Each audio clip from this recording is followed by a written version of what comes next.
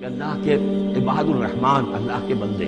خاص اللہ کے بندے، اللہ کے چہیتے بندے، اللہ کے محبوب بندے کیسے ہوتے ہیں۔ اس کو پڑھیے اسی طریقے سے کہ دل میں ارادہ رکھیے، کم سے کم امنگ اور آرزو تو ہو کہ ہم بھی اللہ تعالی ہمیں توفیق دے کہ ہم ایسے ہی بننے کی کوشش کریں۔ وعباد الرحمن الذین یمشون علی الارض ہونا، اللہ کے بندے وہ ہیں جو زمین پر چلتے ہیں تو آہستگی اور نرمی کے ساتھ، قدم مار کر نہیں چلتے، اکڑ کر نہیں چلتے، بلکہ یہ کہ معلوم ہوتا ہے فروتنی کے ساتھ چل رہے ہیں، اور یہ اپنے آپ کو آقا نہیں سمجھتے، مالک نہیں سمجھتے، بلکہ غلام سمجھتے ہیں۔ اللہ کے غلام ہیں، عباد الرحمن ہیں، اللہ کے بندے ہیں، تو غلاموں کی طرح چلتے ہیں، وہ اکڑ کر نہیں چلتے۔ وَإِذَا خَاطَبَهُمُ الْجَاهِلُونَ قَالُوا سَلَامًا، ایک ان کا وصف یہ ہے کہ جب جاہل لوگ، اجڑ لوگ، مشتعل مزاج لوگ خام خواہ ان سے الجھنا چاہیں، بحث و مباحثے میں انہیں جو ہے وہ خام خواہ الجھانا چاہیں، تو وہ کہتے ہیں سلام، وہ الجھتے نہیں،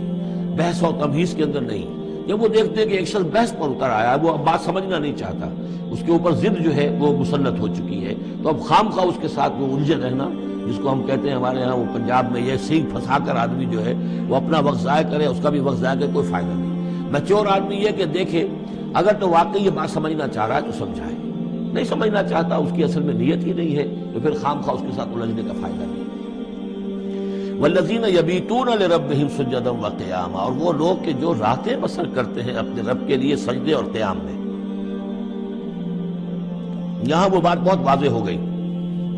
جہاں تک 5 فرض نمازیں ہیں وہ تو فرض ہیں، وہ تو تعمیر سیرت کی بنیادیں ہیں، ان کی تو مداومت کرنی ہے۔ والذین یحافظون والذین هم علی صلواتہم یحافظون، لیکن یہ لوگ جو ہیں جن کے دل آشنا ہو گئے ہوں اللہ سے،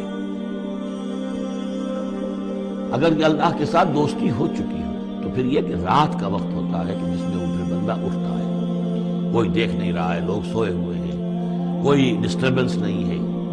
خیر ہماری تو آج کل شہری زندگی میں راتوں میں بھی ڈسٹربنس رہتی ہے، لیکن یہ کہ عام طور پر بہرحال دن کے مقابلے میں تو ایک سکون کی کیفیت ہوتی ہے۔ اس وقت اپنے رب سے راز و نیاز کی بات ہے، کبھی اس کے سامنے کھڑے ہیں، کبھی سر میں سجود ہیں۔ والذین یبیتون لربہم سجدا وقیاما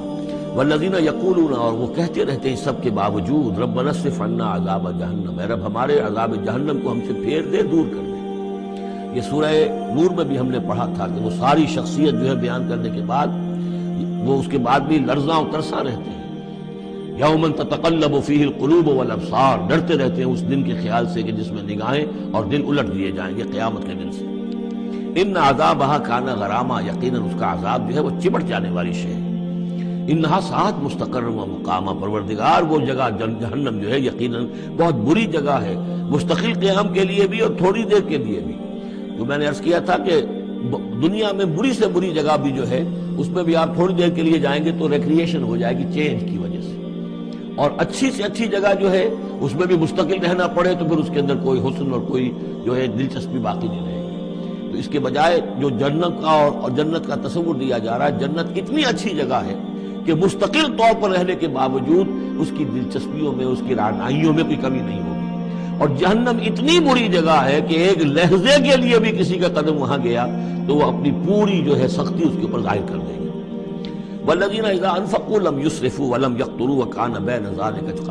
قواما، اور وہ لوگ جو خرچ کرتے ہیں تو نہ تو وہ اسراف کرتے ہیں اور نہ ہی بخل سے کام لیتے ہیں، بلکہ اس کے بین بین اعتدال جو ہے، واقعہ یہ ہے کہ دنیا کا مشکل ترین کام ہے توازن اور اعتدال۔ ظاہر بات ہے یہ لوگ جو میچور ہیں، سمجھدار ہیں، اب ان کے ہاں یہ ہوگا کہ ان کے اس خرچ کرنے کے معاملے میں بھی اعتدال ہوگا۔ والذین لا یدعون مع اللہ الہا آخر، 3 کبیرہ گناہ وہ ہیں جیسا کہ ہم نے پڑھا ہے سورہ نساء میں بھی، ان تجتنبوا کبائر ما تنہون عنہ، تو بڑے بڑے گناہ وہ کون سے ہیں کہ جن سے اگر تم باز رہو تو باقی چھوٹے گناہ تو اللہ تعالیٰ جو ہے وہ معاف بھی کرتا رہے گا۔ اور ان میں سے سب سے بڑا تو 2 مرتبہ فرمایا شرک،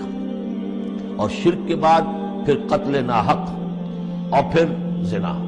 یہ 3 ہیں۔ قتل ناحق سے بھی در حقیقت تمدن کی جڑ کٹ جاتی ہے، اور زنا سے تمدن جو ہے وہ سڈاس بن جاتا ہے، پھر اس کے اندر گندگی ہو جاتی ہے۔ تو اس حوالے سے یہ 3 چیزیں یہاں بیان کی جا رہی ہیں۔ والذین لا یدعون مع اللہ الہا آخر، وہ لوگ کہ جو نہیں پکارتے اللہ کے ساتھ کسی اور معبود کو۔ ولا یقتلون النفس التي حرم اللہ الا بالحق، نہ ہی قتل کرتے ہیں کسی جان کو جس کو کہ اللہ نے محترم ٹھہرایا ہے مگر حق کے ساتھ۔ قتل کے بدلے قتل والا معاملہ ہے، یا مرتد کا قتل ہے، یا زانی شادی شدہ کا رجم ہے، جو بھی ہے، ولا یزنون، نہ وہ زنا کرتے ہیں، ومن یفعل ذلک یلقی اثاما، اور جو کوئی بھی یہ کام کرے گا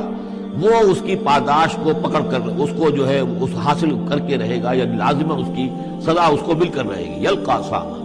یضاعف لہ العذاب یوم القیامہ، قیامت کے دن اس کا عذاب دگنا کر دیا جائے گا۔ یہ آیت اس اعتبار سے بہت اہم ہے کہ منکرین حدیث نے بہت شور مچایا ہوا ہے کہ قرآن مجید میں کہیں عذاب قبر کا کوئی تذکرہ نہیں ہے، صراحتاً واقعتاً نہیں ہے، احادیث میں بہت تفصیل ہے،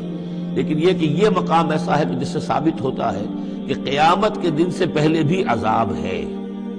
یضاعف لہ العذاب یوم القیامہ، دگنا کیا جائے گا ان کے لیے عذاب قیامت کے دن۔ اس کا مطلب ہے کہ عالم برزخ میں بھی ان کے لیے عذاب ہے۔ اور جو فرمایا گیا ہے کہ یہ جو قبر کا گڑھا ہے، یا یہ جہنم کے گڑھوں میں سے ایک گڑھا ہے، اور یا جنت کے باغیچوں میں سے ایک باغیچہ ہے، اور یا تو وہاں ایک کھڑکی کھول دی جاتی ہے جنت کی جہاں سے ٹھنڈی ہوائیں اور خوشبوئیں آتی رہتی ہیں، اور یا یہ کہ کھڑکی کھول دی جاتی ہے جہنم کی طرف جس سے آگ کی لپٹ اور گرمی جو ہے اور لو جو ہے وہ آتی رہتی ہے۔ یضاعف لہ العذاب یوم القیامہ، قیامت کے دن اس کے لیے عذاب دگنا کر دیا جائے گا، ویخلد فیہ مہانا، اور پھر وہ رہے گا اس عذاب میں ہمیشہ ہمیشہ۔ الا من تاب، ہاں استثناء ہے، استثناء یہ ہے من تابا، جو جس نے توبہ کر لی دنیا ہی کے اندر موت کے آنے سے پہلے معلم یغرغر، الا من تابا و آمن، اور ایمان لایا۔ گویا کہ جو شخص اس قسم کے گناہوں میں مبتلا ہوتا ہے چاہے وہ قانوناً کافر نہ ہو، حقیقتاً وہ کافر ہو جاتا ہے، ایمان اس کے دل سے نکل جاتا ہے، لہذا توبہ گویا کہ اثر نو ایمان لانے کے مترادف ہے۔ الا من تابا و آمن وعمل عملا صالحا، اور وہ پھر عمل کرے نیک، فاولئک یبدل اللہ سیئاتہم حسنات، تو ایسے لوگوں کی برائیوں کو اللہ تعالیٰ نیکیوں سے بدل دیتا ہے۔ اس کے دونوں معنی ہے کہ توبہ کے نتیجے میں ایک تو نامہ اعمال میں جو اندراج ہوا تھا برائی کا وہ صاف ہو جائے گا، اور اس کی جگہ نیکی کا اندراج ہو جائے گا، اور یہ معنی بھی ہے کہ زندگی میں اس دنیا میں توبہ کے نتیجے میں اخلاق جو ہے وہ پاک صاف ہو جاتے ہیں، دامن اخلاق کے دھبے دھل جاتے ہیں، اور انسان کا جو دامن کردار ہے پھر صاف شفاف ہو جاتا ہے۔ وَكَانَ اللَّهُ غَفُورًا رَحِيمًا، اور اللہ تعالیٰ غفور اور رحیم ہے۔ وَمَن تَابَ وَعَمِلَ صَالِحًا، اب دوبارہ تکرار کی گئی، اور جو توبہ کرے اور پھر نیک عمل کرے، فَإِنَّهُ يَتُوبُ إِلَى اللَّهِ مَتَابًا، تو وہ ہے کہ جو توبہ کرتا ہے اللہ کی جناب میں جیسا کہ توبہ کرنے کا حق ہے۔ توبہ کی تسبیحیں ہو رہی ہوں، استغفار کی تسبیحیں ہو رہی ہوں، اور آیت کریمہ کے ختم ہو رہے ہوں 1.25 لاکھ کا اور لاکھ کا، لیکن حرام خوری جوں کی توں جاری ہو، وہ سارے غلط کام ویسے کہ ویسے جاری ہو، وہ کوئی توبہ نہیں ہے، اس کا کچھ